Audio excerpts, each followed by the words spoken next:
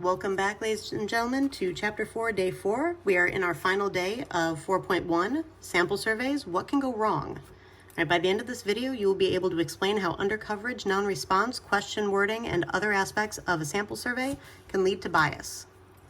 Don't forget to complete your book problems, your assignment when we complete this video. During class with your group would be fantastic. Okay, let's go ahead and get started. So 4.1, Day 4, more about sampling. So sample surveys, what else can go wrong? You can find much of this information if you read from page 261 to 263 in your textbook. Remember, we are using the Practice of Statistics Updated 6th edition. Now, as we have learned, the use of bad sampling methods, in other words, convenience sampling or voluntary response sampling that we discussed during our second video, often leads to bias. Right. Researchers can avoid these methods by using random sampling to choose their samples. Other problems in conducting sample surveys are a little more difficult to avoid. Right, so we control what we can, and we discuss what we can't.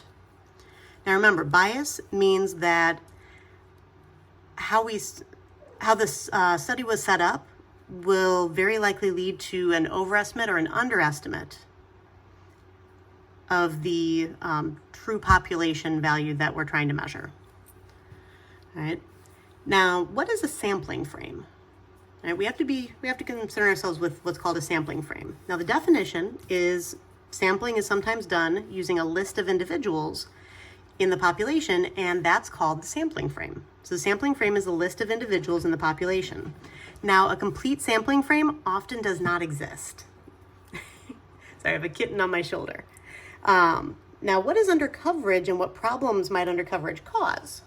Right, so undercoverage occurs when some members of the population are less likely to be chosen or cannot be chosen in a sample. I'm wrestling a wriggling kitten. No, Bobby. All right, I'm back. Sorry about that. All right, so let me cover that part again. So what is undercoverage and what problems might undercoverage cause? Undercoverage occurs when some members of the population are less likely to be chosen or cannot be chosen in a sample. All right, so basically we haven't covered everyone who we wanted to actually get information about when we were taking our sample. That's a problem. All right, if some people don't have a voice or their measurement can't be taken, then it's inherently biased. And the problems is that this could result in bias if people who are undercovered would answer differently than those who are not undercovered.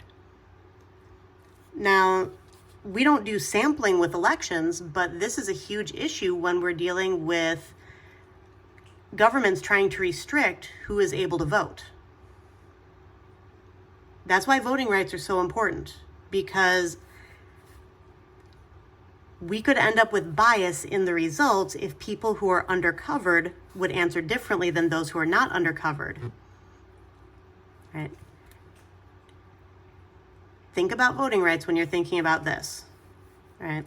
We try to take a census when we're voting in this country. However, it's a similar kind of concept. Now, what is non-response? And what problems might non-response cause? How is it different than voluntary response? And how can we reduce non-response? Now, that's a lot of questions. Let's start at the beginning. What is non-response? So the definition is that non-response occurs when an individual chosen for the sample can't be contacted or refuses to participate. So when an individual chosen for the sample, so they were chosen for the sample, this is after sampling has already occurred, they either can't be contacted or they refuse to participate. Now, this is even more compounded if you are trying to give a survey to individuals who are under the age of consent, because then you need parental consent, and trying to get parental consent can add a whole different layer of complexity, which often leads to non-response.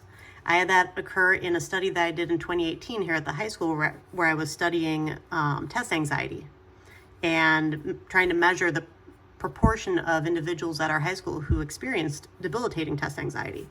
I ended up with a large amount of non-response, which could result in bias if the people who respond would answer differently than those who don't respond. So if the people who responded would have very different answers than those who don't, the results could be biased. So what do? We try to follow up with people who don't respond the first time. Sometimes you offer money. I didn't because I was doing this for a master's project and it wasn't necessarily ethical for me to do so. And this whole issue is different from voluntary response. So voluntary response is a bad sampling method that doesn't use random selection. In non-response, we've chosen the individuals for the sample, but after the selection happened, they refuse to participate. So non-response happens after people have been randomly selected for the sample. All right, it's not part of the sampling method, it's what happens after the sampling method. Voluntary response is a type of sampling method that just happens to be a bad sampling method. All right, so they're two different things. And then what is response bias and what problems might response bias cause? So the definition, response bias occurs when there is a systemic pattern of inaccurate answers to a survey question due to wording, characteristics of the interviewer, anonymity, order of the questions, etc. Now, the reason this is a problem is that it could result in bias if people are encouraged to give an untruthful response. If you word a question a certain way, you can get people to respond the way that you want. If a woman is going around and asking about gender equity in salaries versus a man going around and asking about it, depending on your population, you may get different answers. Sometimes people won't respond honestly unless they know that they can't be tracked.